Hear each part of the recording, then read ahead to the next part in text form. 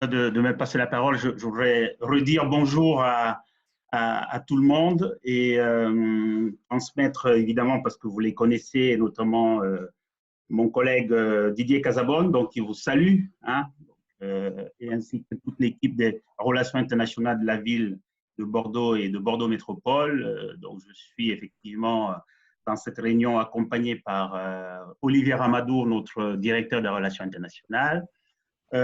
Difficile en tout cas de ne pas reprendre à son compte ce qui a été si bien dit d'abord évidemment par tous ceux qui ont introduit notre réunion et puis surtout ce que vient de dire mon collègue Patrick Brazek que je suis heureux de découvrir n'est-ce pas en live comme on dit et donc j'apprécie vraiment les propos et donc je voudrais, pour être très rapide, plutôt finalement rebondir sur ce qu'il a dit parce que bien évidemment, sur chacun de nos territoires, dans nos communes, nous avons développé un certain nombre d'actions en termes de riposte d'abord au moment de la crise, je dirais dure, pas du coronavirus. Et en même temps, nous sommes aujourd'hui dans la deuxième phase qui consiste dans ce déconfinement à proposer un certain nombre de solutions pour à la fois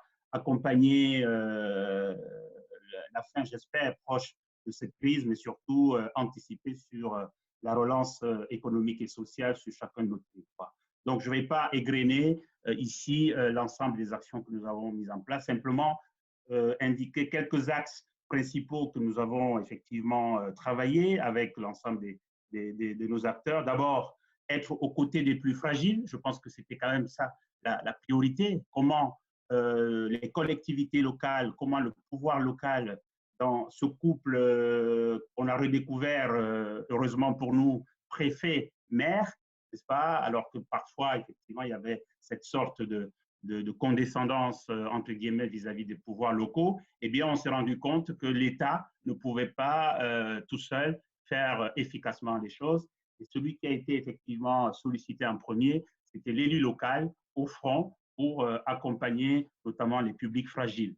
Et je pense que ça, c'est un élément très important, effectivement, à mettre en œuvre. Et on voit bien lorsque nous échangeons avec nos collègues, notamment dans les pays du Sud, comme on dit, l'importance de ce premier fantassin qui est généralement l'élu local. Deuxième préoccupation, c'était aussi d'être attentif au petit commerce, n'est-ce pas, aux petites entreprises. Et donc, l'axe relance de l'économie et notamment des petits, entre guillemets, entrepreneurs doit être un axe extrêmement important. Et troisièmement, je crois que cette crise a révélé autre chose, c'est que beaucoup de personnes qui étaient, ou d'acteurs qui étaient assez éloignés pour une raison ou pour une autre des questions internationales, ont bien vu du fait de cette dimension internationale de la maladie, de la crise, eh bien, ils ont redécouvert l'international.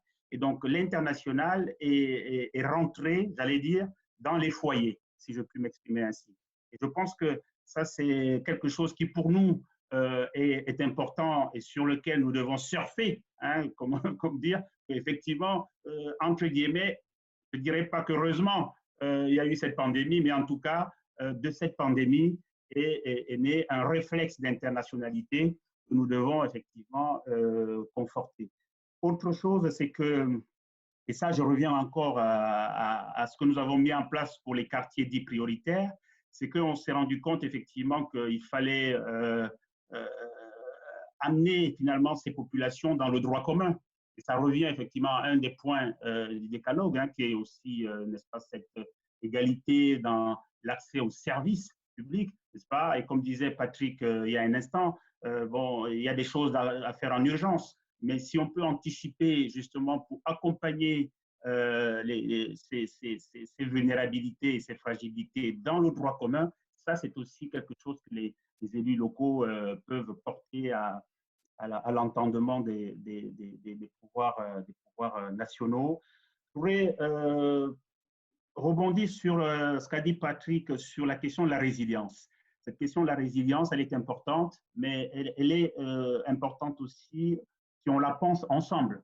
Parce que si chaque territoire dans son coin, chaque pays dans son coin pense sa résilience, évidemment, il y aura une addition de résilience qui vont complètement casser, n'est-ce pas, les résiliences qu'on aura mises en place de manière nombriliste. Alors j'entends tout le monde aujourd'hui dire il faut tout relocaliser en France, il faut produire les masques en France, etc. C'est pas ça le sujet. Le sujet, c'est comment on rend disponible pour tous, n'est-ce pas, les biens qui sont censés être les biens de tous. Voilà, donc à un moment donné, la vraie question, c'est que le masque soit disponible. Il n'est pas simplement qu'il soit fabriqué dans ma commune. Il faut que ma commune, n'est-ce pas, puisse pouvoir accéder, n'est-ce pas, à ce masque, par exemple. Voilà, donc il faut penser ensemble la résilience pour que la résilience soit vraiment ce qu'elle est censée être. Et pour terminer, c'est aussi la place des citoyens dans la construction de ces solutions. Autrement dit, comment nous allons conforter la participation citoyenne sur les enjeux internationaux. Nous sommes en train de mettre en place sur nos territoires des comités locaux de déconfinement. Il faut absolument qu'on amène, n'est-ce pas, les populations de nos territoires à s'approprier davantage cette dimension internationale.